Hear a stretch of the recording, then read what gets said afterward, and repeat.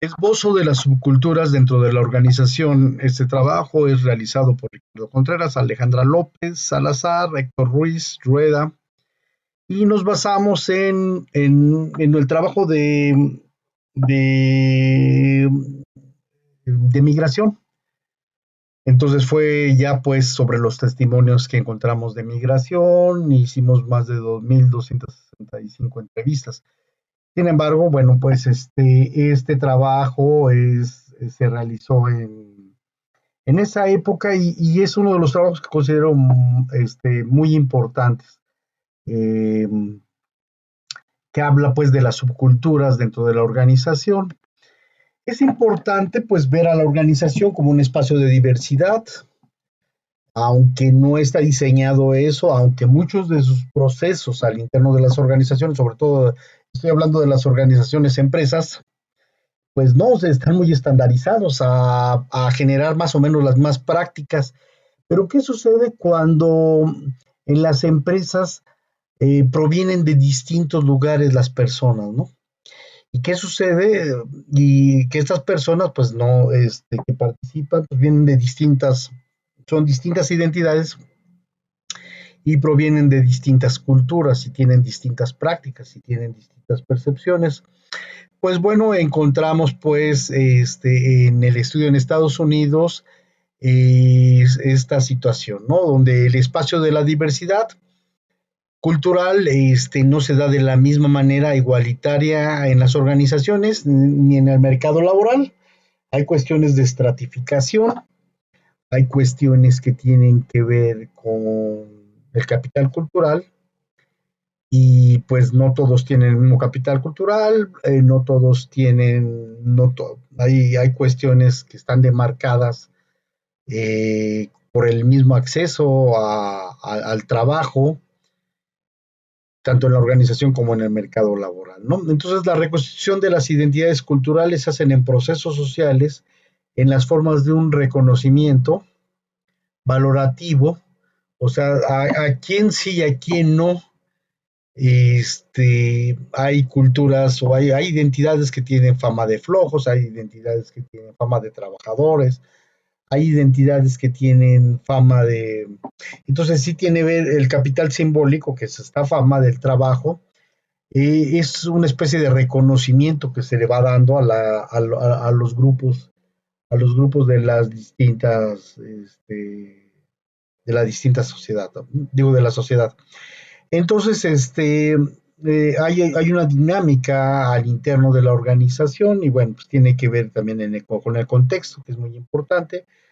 Y entonces los procesos de participación y diferenciación de las personas, su existencia como identidad, depende de mucho de alguna manera, de la forma como se asigna y se designa el trabajo, implica procesos de reconocimientos y claro, esto se da en las relaciones de poder al interno de la organización.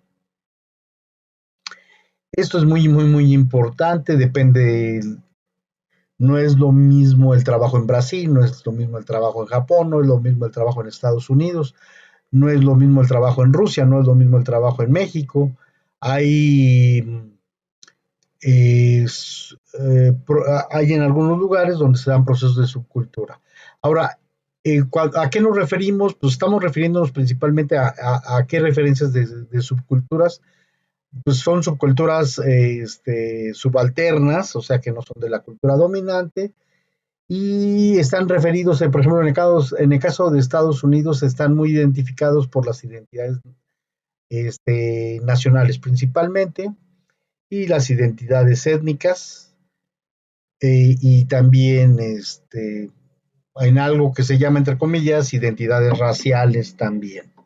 Bueno, entonces el trabajo es parte de un entramado complejo de relaciones de poder en las organizaciones y de resistencias, no solamente de poder, sino cómo se reagrupan, agrupan. Estas relaciones sociales se dan a través de la producción y hay algo que hemos llamado y que es muy visible, la división étnica técnica del trabajo en el sistema mundial, es cómo los diferentes grupos sociales no solamente se van caracterizando por su trayectoria, por su formación por su condición de trabajo, por su culturas laborales, etcétera, tienen que ir, se van agrupando, articulando, ¿no? Mucho tiempo, por ejemplo, se hablaba de los chinos en una época, pues que o eran o eran gente que tenía tintorerías, o tenía restaurantes, o tenía de comida china, o trabajaba en el ferrocarril, en el caso de Estados Unidos. De la misma manera de mexicanos que trabajaban en el campo, principalmente, o en el sector secundario, que es la industria. Entonces, esta división étnica técnica de trabajo es muy interesante y sobre todo entenderla en el sistema mundial, en un país centro como es Estados Unidos. Y que tenemos que ver, pues, la microfísica del poder, cómo se va dando, las dinámicas, los procesos, las disposiciones, los capitales. Y ya lo dije también, el capital cultural, que tiene que ver con, en el mundo laboral, pues con la capacidad, ¿no? El nivel de estudios, el nivel de capacitación que tiene la gente y la experiencia laboral, ¿no? Los márgenes de acción y de representación de las agencias, de esas identidades, de cada una de las identidades, los sistemas disciplinarios que se dan en las empresas, en las organizaciones, las manifestaciones de contrapoder y resistencia que se va dando, los estilos de autoridad, de grupo dominante, de violencia simbólica.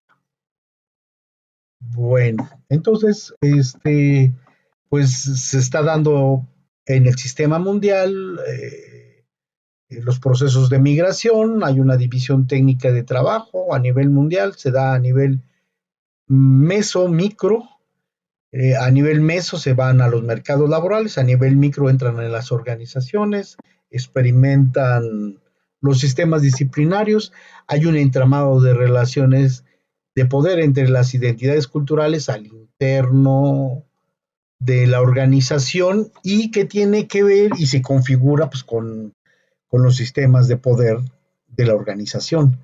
O sea, no quiere decir que estos grupos determinan la estructura de poder, no, sino al revés. La estructura de poder reagrupa las relaciones que se van dando de las distintas identidades al interno de una organización, ¿no? De manera simultánea, dinámica, compleja y dimensional en un momento histórico, social en las organizaciones. Y esto es importante señalarlo porque, por ejemplo, pues después del atentado a las Torres Gemelas, el caso de Estados Unidos, pues cambió las relaciones, ¿no? Entonces, con los países del Medio Oriente, etcétera, se tomó cierta distancia y había ciertos prejuicios. Actualmente, ahorita hay con los chinos, he visto videos donde pues, la gente algo está molesta o está que se ha dado pues la confrontación comercial, ni siquiera ha sido bélica, ha sido comercial entre Estados Unidos y China, ¿no? Lo mismo podría pasar con la Rusia, que a todos ven cara de espías, etcétera, etcétera, etcétera. Entonces, es interesante verlo y por eso este tema creo que considero que es muy importante. Bueno, entonces, fíjense bien que está la cuestión étnica nacional, y aquí en esta tabla, pues es muy, muy interesante, ¿no? Esta tabla la reconstruimos no con los datos de Estados Unidos, porque no los tenemos, no sé si tengamos acceso, pues, sino es a través de cómo recuerdan los migrantes este, la vinculación o la experiencia que tuvieron con otras identidades a pregunta expresa, ¿no? De que si tuvieron compañeros extranjeros y qué opinaban de ellos. Y fíjense bien que es muy interesante, ¿no? Por ejemplo, ubicar a estas identidades nacionales en los sectores productivos y encontramos a través de la reconstrucción de los mismos discursos de 500, bueno, aquí no fueron los 1265, lo hicimos, habíamos hecho esta tabla con cerca de de 888 entrevistas, donde 584 casos son validados y 294 omitidos porque no nos dicen muy bien. Pero encontramos, ahora fíjense bien, voy a hablar de los sectores económicos. El sector primario pues, es agricultura, ganadería y agricultura, ganadería, pesca, ¿no? Principalmente, y encontramos pues que a los mexicanos son de los primeros que participan en los sectores productivos, y no cualquier mexicano, sino la gente que viene del campo, la gente que viene de los estados, sobre todo agrícolas y que tienen esa experiencia, ¿no? Bueno, ¿con quién compartimos y rivalizamos este trabajo? ¿Quiénes son nuestros rivales en este trabajo? Bueno, visto desde el mercado laboral, y fíjense bien, estoy planteando y diciendo, como en vez de compañeros, pues estamos incidiendo en ciertos mercados, y entonces en la incidencia de ciertos mercados pues, son relativamente rivales, y esto es en la lógica pues del mercado, ¿no? Entonces están los salvadoreños principalmente, después los guatemaltecos, después los puertorriqueños, eh, hay identidades regionales de Estados Unidos, los polacos, bueno, son poquitos, pero sí hay casos de polacos, y hay casos de, ya, tan, principalmente, ¿no? De identidades regionales de México. Bueno, por el otro lado, en el sector secundario, pues hay bastantes hondureños, hay guatemaltecos, y hay que ver, claro que en el sector productivo no quiere decir que entran de directores, ni de gerentes, ni de nada, eso no. Para el caso de las periferias, generalmente entran como fuerzas de mano de obra, pero en el caso de Canadá, por ejemplo, hay canadienses, pues por el capital cultural, sí, trabajan en el sector industrial, pero tienen otro nivel, ¿no? O en el sector de la construcción, pero tienen otro nivel, ¿no? Entonces hay chilenos, hay cubanos, hay guatemaltecos, hay salvadoreños bastante, ahí también jugamos un papel importante. En el sector de comercio y servicios es muy, muy, muy interesante, ¿no? Entonces, de los más fuertes tenemos pues a los cubanos, tenemos a los hondureños, tenemos a los hondureños, tenemos a los guatemaltecos, tenemos a los salvadoreños, que son bastantes, a los puertorriqueños, a los japoneses, a los japoneses, a los chinos. Fíjense qué interesante cómo se va dando esta división de trabajo, de acuerdo pues a las prácticas y a nichos que se van gestando, que se van madurando y que tienen una aceptación o no. A los coreanos, indudablemente, también en el sector terciario, principalmente, ¿no? Que tienen tiendas y demás. Bueno, entonces, esta relación que hay entre identidades nacionalistas al interno de un centro que es Estados Unidos, pues juegan un papel importante. Bueno, pues ahí están las relaciones sociales de producción, donde hay una división internacional de trabajo y donde inciden en los procesos de producción. Y bueno, pues general, ahora también depende la identidad. Sí me tocó ver donde eran dueños japoneses o eran dueños afroamericanos o eran compañeros, y esta relación cambia de acuerdo a las posiciones en la estructura de las relaciones sociales de producción, y por eso es importante entender las relaciones sociales de producción, ¿no? El papel del Estado, el papel de la ciencia, el papel de la articulación de las llamadas fuerzas productivas, las formas de riqueza y las estructuras organizacionales, los trabajadores y el ejército de reserva. En los ejércitos de reserva pues, estamos los mexicanos, los hondureños, los guatemaltecos, todos los centroamericanos ahí esperando principalmente el acceso a los trabajos. ¿Qué otra cosa encontramos en el trabajo? Pues encontramos también algo que se llama, pues que hay una estructura al interno de las organizaciones, así como hay una estructura fuera de las de clase y de los grupos de clase identitarios en el mercado laboral, ¿no? Donde la clase obrera, el servicio doméstico, eran principalmente mexicanas, en el campesinado que eran mexicanos, también los profesionales, los pequeños comerciantes, los artesanos, los pequeños propietarios, los empleados que son clases medias, los empleados públicos y privados pues, son norteamericanos principalmente y canadienses, algunos japoneses, etcétera, ¿no? Y la clase alta, pues las grandes industrias, los comercios, la burguesía, ¿no? Al interno de la organización están los delta, los alfa, los beta, los delta y los epsilon. Y los epsilon pues van a ser los trabajadores monolingües,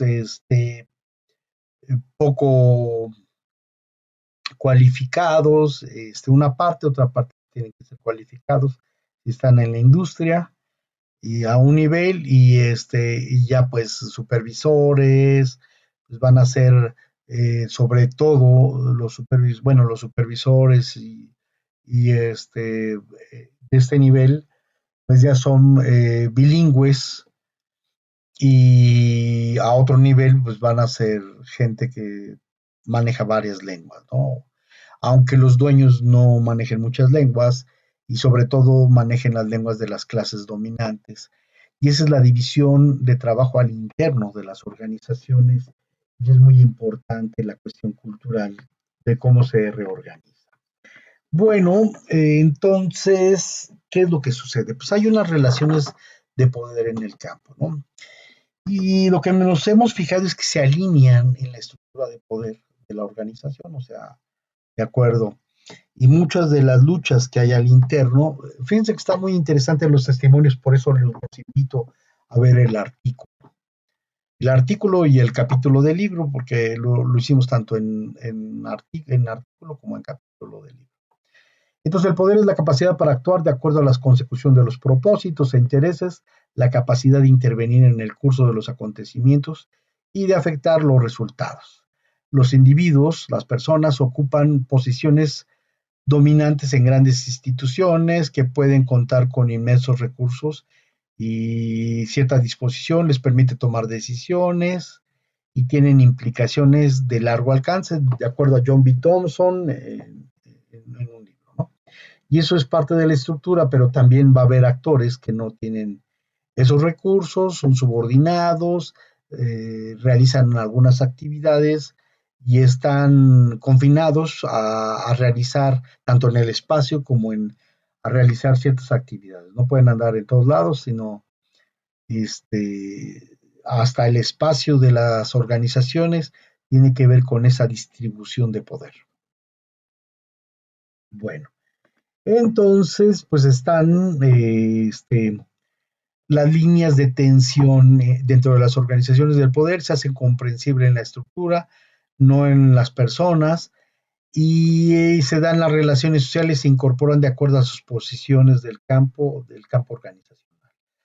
Recordemos que por lo general las empresas norteamericanas son grandes, bueno, sí hay pequeñas, pero principalmente estamos hablando de las grandes como se dan, y cómo se dan las identidades de acuerdo a las márgenes de acción y de decisión, de participación, los roles dentro de las estructuras, las facultades que tienen los agentes identitarios en el campo, las estrategias como posibilidades de acción que tienen de acuerdo a las facultades y a las propiedades asignadas y de sus hábitos asignadas, porque este, como vimos en el caso de las Torres Gemelas, pues demarcaron mucho o sea, limitaron mucho la participación de,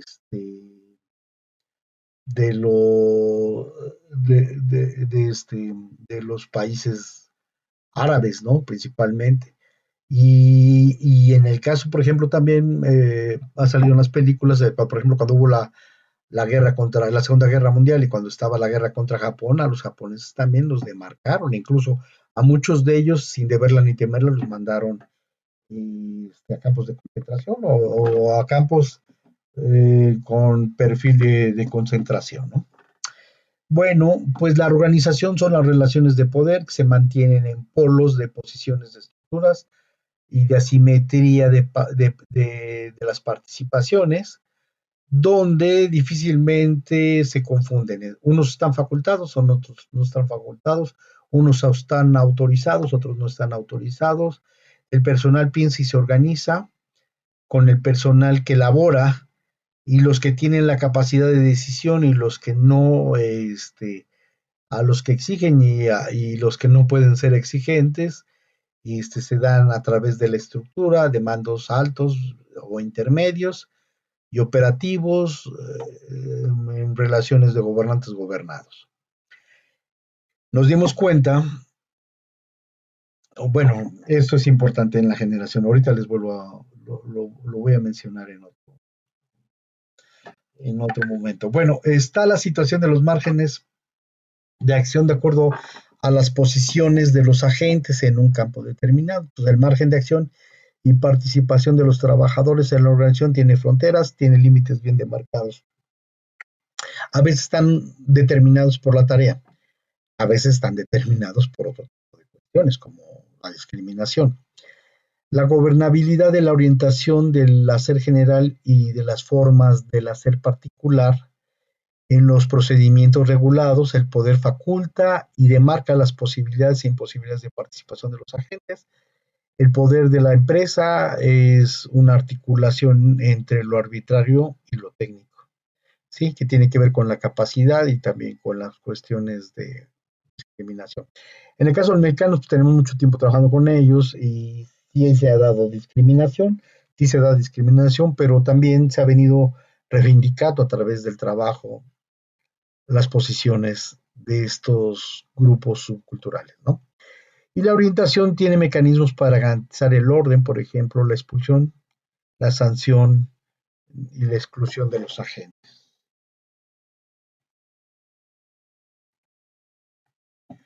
Bueno, sobre la subordinación es importante señalar que el interés de los trabajadores es entrar a la organización, o sea, no es un espacio democrático donde entra cualquiera. Generalmente la gente y los migrantes van a buscar el trabajo, tienen la necesidad de trabajo porque aquí no hay trabajo o los trabajos mal pagados.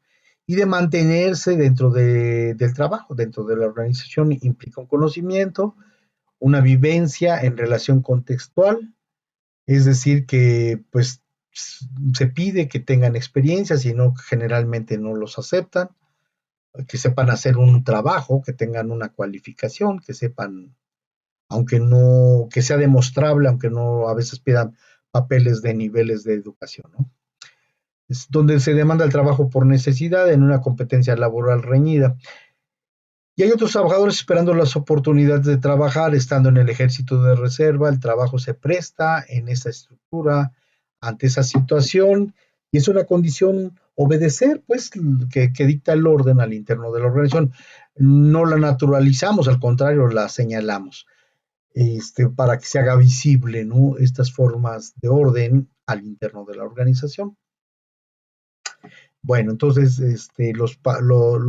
muchos, ¿y por qué los contratan? Bueno, porque es mano de obra más barata y a veces pueden tener niveles de exigencia y con los niveles de exigencia, pues eso mantiene cautivo y garantizada cierta subordinación de los trabajadores.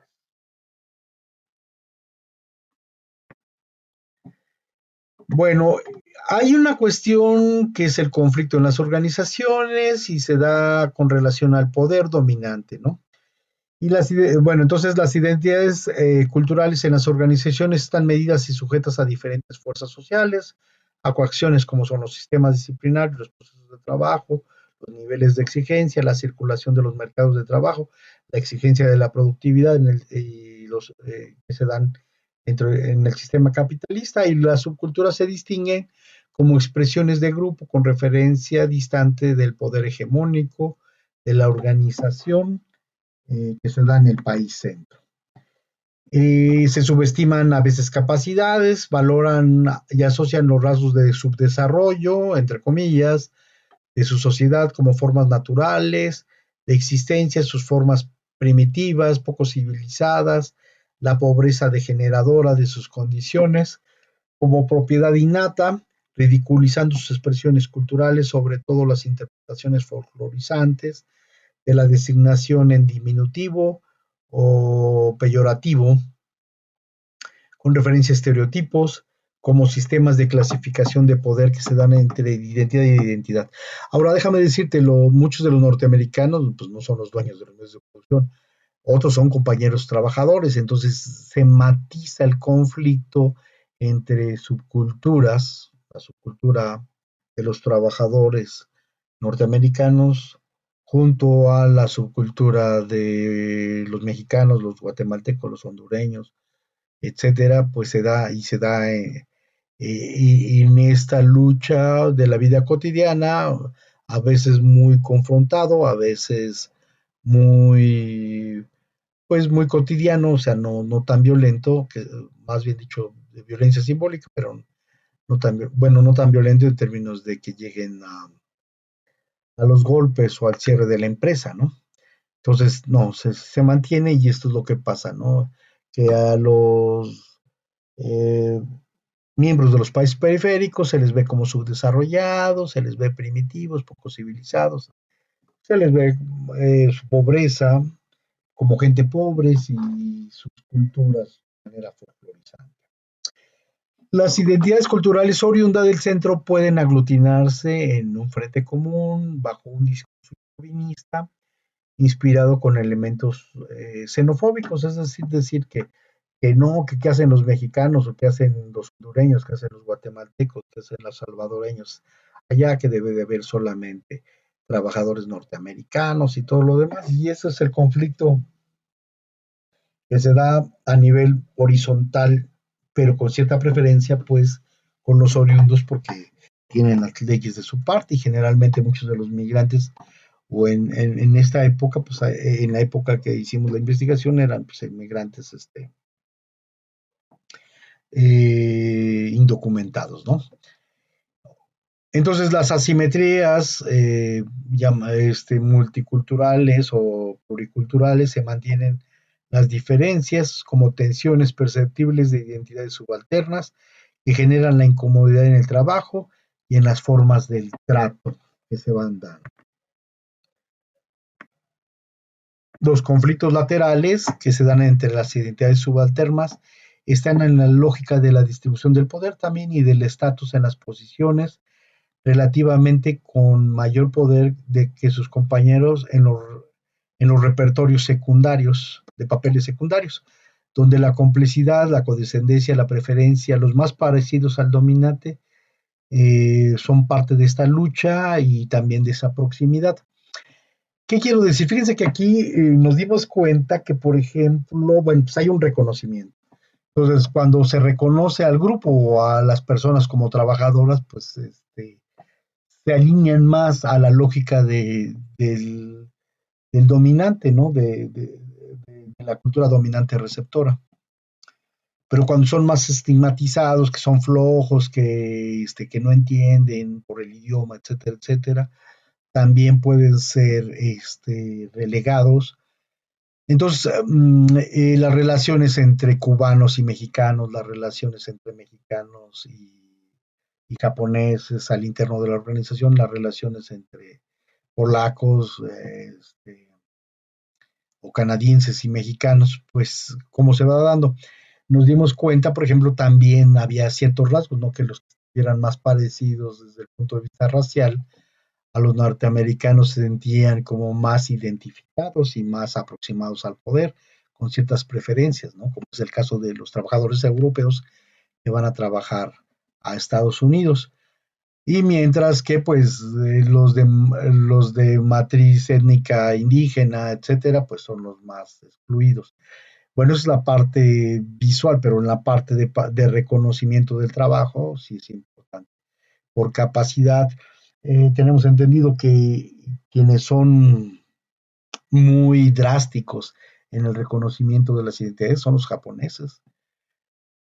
Y que es muy difícil que te reconozca como gente pensante, ¿no? Sobre todo a los mexicanos o a los latinoamericanos, y que cuando se demuestra, bueno, se demuestra que hay capacidad si hay un reconocimiento. Pero eso es demostración de capital cultural. Bueno, de capital cultural aplicado, ¿eh? No que saques el título y que digas, pues yo también tengo el doctorado, pues no les interesa, pero si tú resuelves problemas, entonces, de la organización, no de tu casa, no de la sociedad, no, sino de la organización que tiene que ver con sus intereses, puede ser reconocido. También encontramos que hay bueno, pues las rivalidades que hay identitarias que tienen que ver con los puestos, con las posiciones, en un multiculturalismo asimétrico que se da, ¿no? Entonces se pelea por bueno, los salarios, las horas extras, el tipo de trabajo, las herramientas, los procesos, y bueno, se da esta lucha, ¿no? Y la rivalidad que puede ser motivada por la búsqueda de posiciones, claro, al interno, y que tiene que ver a veces indudablemente con el salario o no, y consolidarlas dentro del campo de la organización y las diferencias entre ellos en la estructura de poder general. Entonces, ¿cómo se da la lógica? Que no es una lógica de revolución, es una lógica de reproducción social, y que se están peleando por el trabajo y todo lo demás. No hay una cultura ahí donde se juntan. Claro, habrá quien tenga más experiencia política, organizacional de las subculturas, pero lo que salió más a flote es que está dominada por el trabajo y el desempeño, ¿no? Que habíamos llamado la misión a este concepto, el reconocimiento del trabajo. Las distancias sociales son importantes, bueno, se dan, y los estigmas se presentan como fronteras. Algunos de los conflictos laterales se sustentan en la desconfianza mutua, donde ciertos capitales como el conocimiento, sobre todo en determinadas cosas laborales, ¿no? Y en las posibilidades de apoyo, de colaboración, de cooperación, son limitados, restringidos, ocultados, suspendidos o negados, o no, o sí se dan también, o también se dieron, donde llegaba y gente te apoyaba, y entonces las diferencias identitarias de las subculturas pues, se iban rompiendo, o se iban cruzando, o se iban articulando con otras posibilidades. Bueno, entonces los conflictos laterales se afectaban en las relaciones laborales entre las agencias de diversas culturas, donde se generan estrategias oscuras como difamaciones, ¿no? Cuando se quiere estigmatizar, pues empiezas a difamar, hay tretas, hay desprestigios, hay marrullerías, puede haber trucos donde les pones un 4 y quedan mal, con el jefe, con el patrón, se utilizan para quitar, desquitar o transferir de manera negativa el capital simbólico en una determinada identidad. Y efectivamente el capital simbólico juega un papel en las subculturas, ¿no? Donde a quien tienen buena impresión y los que tienen mala impresión, y el capital simbólico, pues, a veces se trata, pues, de procesos donde se trata de estigmatizar a las otras identidades al interno de la organización, ¿no? Los conflictos laterales u horizontales en el campo de las organizaciones se orientan por la competencia de varios factores y los intereses en juego, eso también es importante, como es el puesto, los salarios, la movilidad, la confianza. La confianza es importante, ¿no? Que te ganes la confianza, la seguridad laboral, la permanencia en el trabajo, la permanencia en el país, la pérdida o ganancia de posiciones, el acercamiento al poder, la posibilidad de seguir jugando, entre otros. Y claro, los grandes beneficiados van a seguir siendo los dueños de los medios de producción. El conflicto lateral puede transferirse también y volverse transversal, y tiene representaciones sobre las posiciones de conflicto. Se gesta y se construye en la práctica de los hechos. Tiene una síntesis en la trama determinada, una presencia de versiones en la memoria colectiva de las identidades y los participantes. Y claro, recordemos que hay una película norteamericana que se llama El cultivo de las uvas, si no mal recuerdo, algo así. Y platicaban pues el resentimiento que se va haciendo, y también, por ejemplo, de películas mexicanas, ¿no? Donde los abusos generan resentimientos con, con, con las identidades receptoras, ¿no? Por, por su mal comportamiento pues por el abuso. Esto también sale luego en las películas, ha salido, sobre todo, por ejemplo, en los campos de concentración de Japón, cómo se iban haciendo los resentimientos de los soldados norteamericanos que estaban ahí confinados. Bueno, el texto viene en testimonios, que es muy interesante, para que recurran a él. Y están las expresiones de resistencia, donde se trata de neutralizar, hay un ejercicio o hay elementos para relativamente contrarrestar en la vía o de otras formas, ¿sí? El desconocimiento de expresiones simbólicas con un nivel de eficiencia, por ejemplo, se dan, por ejemplo, entre identidades religiosas, pues está la lucha de los símbolos religiosos. Hay otro trabajo que hicimos, ojalá lo pudieran ver y a ver si lo puedo hacer video también.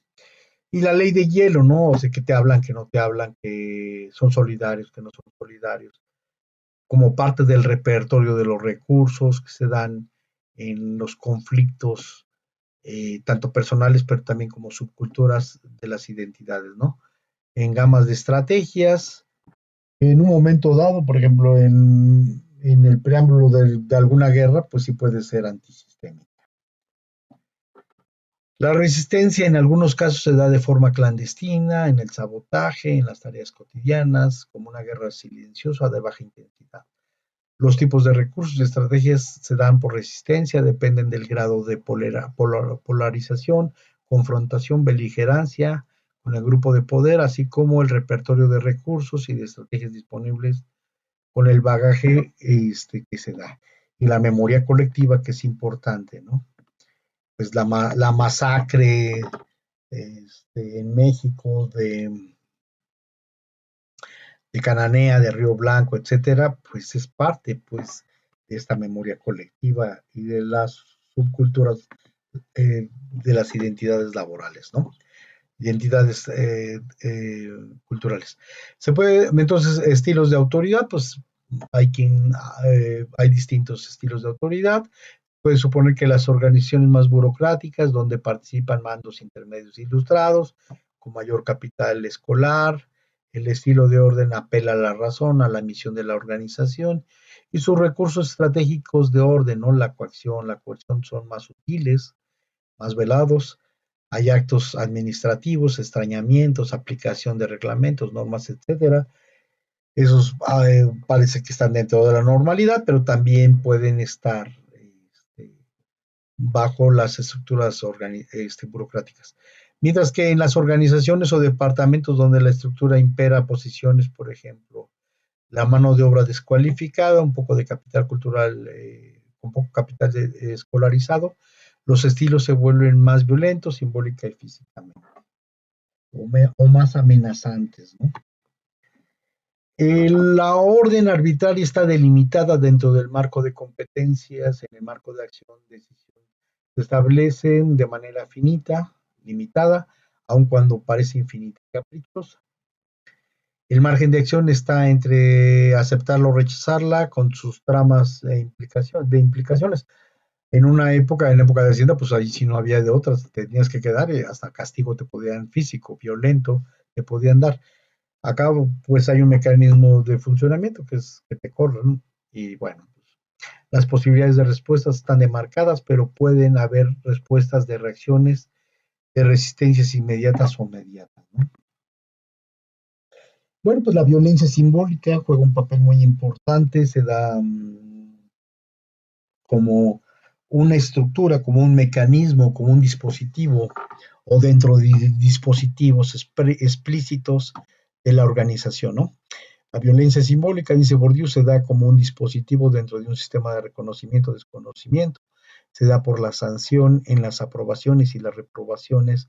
En la organización, la aprobación y el rechazo es un mecanismo simbólico que va condicionando la estructura y que depende de la estructura de poder, de las acciones y el rendimiento deseado.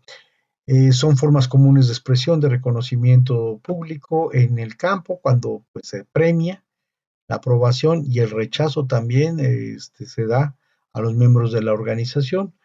Quizá ya no sea tan violenta, por ejemplo, de dejar un cuerpo colgado, pero sí puede ser, por ejemplo, que se hable de los trabajadores corridos, ¿no? Generando un acto de vergüenza pública por el regaño, la negación, la exhibición, el castigo, ¿no? El regaño es una forma de violencia simbólica y por lo general es por medio de gritos para hacer pública la sanción y señalar quién es quien ha violado la norma, las amenazas subyacentes, aunado al descrédito de la competencia laboral, al estigma peyorativo del ejercicio calificativo ofensivo. El trabajador experimenta vergüenza ante la humillación. La subordinación laboral de los trabajadores como objetos de violencia simbólica, las posiciones deben de estar bien diferenciadas. Ninguna ocupa el espacio de la otra. Las distancias demarcan con violencia y la estrategia deja claro, porque cada uno ocupa un lugar distinto en la estructura organizacional. La violencia simbólica está acompañada por las posibilidades de la violencia física. Algunas pueden ser simbólicas como la burla, la ridiculización, el vituperio. Bueno, ahora vamos a ver las manifestaciones de contrapoder. Existen otras relaciones sociales de grupos informales de poder que ejercen un tipo de fuerza en el personal de organización. También existen respuestas de la gente, del trabajador, como reacciones espontáneas de resistencia al poder.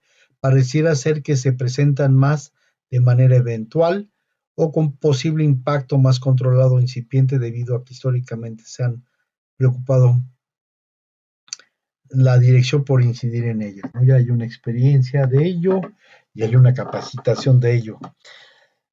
Sobre las reacciones, el margen de acción puede también ser más encubierta, como posibles respuestas que van desde aguantarse, resignarse, renegar, sabotear clandestinamente. Por ejemplo, un saboteo clandestinamente es que echen a perder las máquinas, ¿no? O el trabajo, comprometerse, comportarse rebelde, etcétera. Gaudemar habla y nos dice que hay formas de lucha, formas de resistencia, que no todos responden a los cánones de las formas contemporáneas, ni forzosamente organizadas, ni forzosamente colectivas, ni forzosamente en la fábrica, ni forzosamente cuantificables. Escapan a menudo a una memoria colectiva burocrática. Con frecuencia y durante mucho tiempo se trata de abs el absentismo, las borracheras, la pereza en el trabajo, la movilidad voluntaria que de huelgas disciplinarias pueden suceder, ¿no? Las relaciones de poder cultural son las relaciones de poder en la organización atravesadas por las diferencias culturales que juegan un papel importante en cuanto a la lucha a la dominación por la legitimidad y la superioridad de los grupos.